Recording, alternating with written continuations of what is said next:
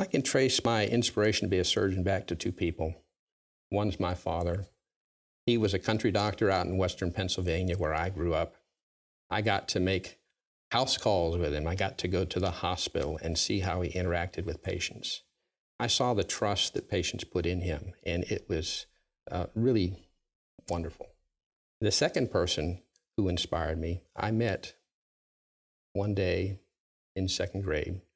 I was running home from school and managed to put my hand through a storm window. There was major damage to an artery and a nerve.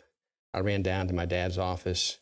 He called the surgeon to whom he referred all of his patients and whom he entrusted their care to. That surgeon met me in the emergency room, took me to the operating room, and fixed all the damage in my hand, and now it works just like normal. Fast forward, when I went to college, I had the opportunity to spend a summer with that same surgeon and see how he interacted with his patients, the wide variety of things that he could care for, the trust that his patients put in him. So it was an easy decision when I went to medical school to go into surgery to try and emulate what I saw both in my father and in this surgeon.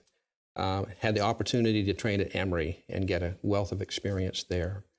And surgery it's unique within the medical field because you have to, of course, to have the fund of knowledge that all physicians have, but you also have to have some skills with your hands, some dexterity. You have to have patience because sometimes things take a while to get right.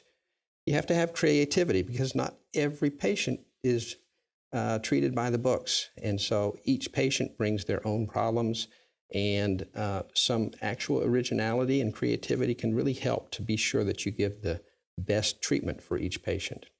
And that's what I really love about surgery. There's something really special and unique about that bond between a patient and a surgeon. That patient is entrusting their body to you, and I just want to be sure that patients have confidence in me as their surgeon. I don't want to be operating on strangers. I want to get to know my patients, and that's really important to me.